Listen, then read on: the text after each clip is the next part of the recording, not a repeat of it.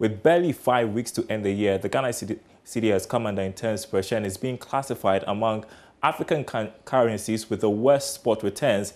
Is now ranked 14th among 20 top African currencies tracked by Bloomberg. Charles Nixon looks at Bloomberg's data and what has been transpiring on the foreign exchange market. A combination of factors, including increased corporate demand for the US dollar and the exit of the country's bond by some foreign investors, have put pressure on the local currency. The past week has been worse as the local currency lost more ground to the dollar. Bloomberg therefore put the depreciation of the cedi at 4.05%, though the Bank of Ghana data shows a lower decline in value of the local currency to the US dollar. Analysts want the central bank to up its intervention on the forex market to reduce the rate of depreciation as the foreign investors want faster pace of fiscal consolidation going forward. Here is senior economic analyst with Data Bank Research, Courage Mate, who says there haven't been significant appetite for the government securities after the presentation of next year's budget. In fact, our gauge of foreign investor sentiment around the budget shows that a lot of foreign investors feel like the faster pace of fiscal consolidation is necessary. However, they feel the revenue expectations are ambitious. And for that matter, they are very cautious on the outlook for the FX exposure they will take. Meanwhile, the Zambian kwacha is the best performing currency in Africa so far this year. Nigerian naira is, however, 13th, whilst the South African rand is 19th with a depreciation of 19.28%. Well, joining us to explain further is senior economist with Data Bank Research, Courage Mate. Great to have you on the program this afternoon. So I remember, was it the beginning of the year when we used to tout the cedi as the best or second best performing currency on the continent? Courage, what is happening? Yes, good afternoon, Daryl. Thanks for having me. All that has changed now and it's turned on its head. Now, again, going back to the beginning of the year to create context, like you said, during the first half of this year, we had significant inflows from foreign investors. And those inflows that came in, we estimate at about $1.1 billion US. Now, you can imagine what that would do to the supply side of for the foreign market. And that supported the cedi during the first half of this year. As we got into the second half of this year, inflation picking up, but then there's also the significant matter of foreign interest rate policy beginning to change. And foreign investors, seeing that development, started moving out because their funding cost has started going up. Because if they are to invest in Ghana, they will have to, those who have to leverage to invest in Ghana will be borrowing at higher cost. And so the funding cost is going up. So some of them want to cut their costs, their losses, and even redeem some of their capital. So in the month of September alone, we lost about $300 million US out of the $1.1 billion that came in the first half of this year. Now, in October, there was also another layer of risk perception, which is the concerns around Ghana's fiscal and debt sustainability. And that just deepened the sellout or the pullout significantly.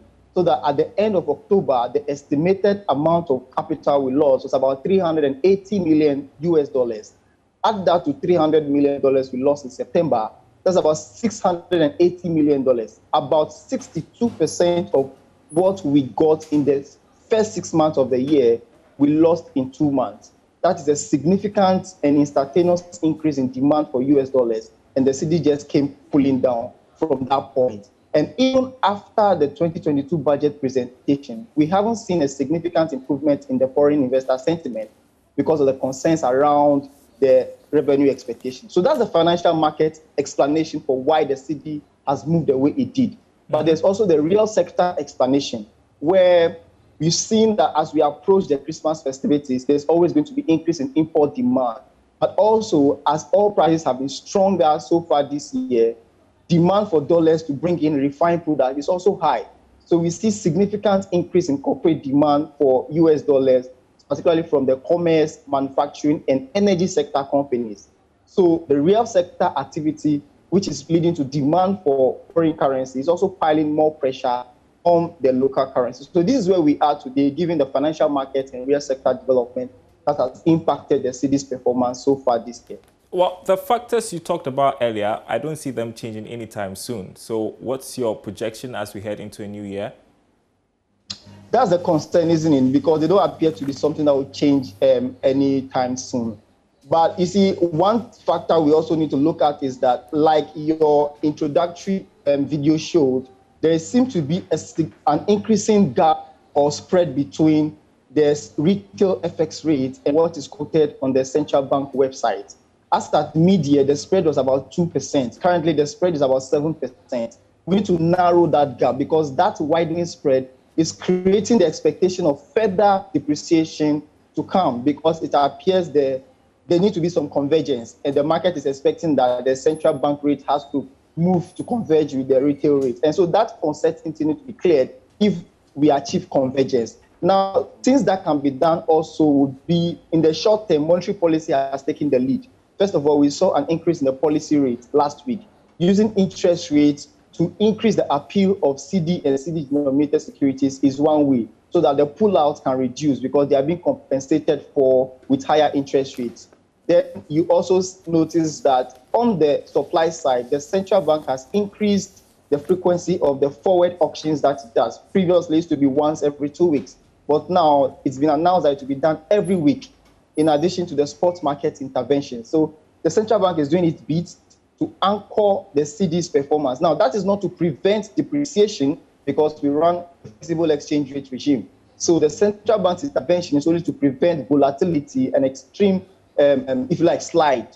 But the currency will still depreciate in line with the fundamentals that we have, which is a high currency, the high fiscal deficit, and rising inflation. All right. Thanks so much, Courage Mate, senior economist with Data Bank Research. We'll keep watching the currency market with you. Hopefully, we'll have a conversation in future. You're watching The Marketplace. We're taking a short break. We'll be right back.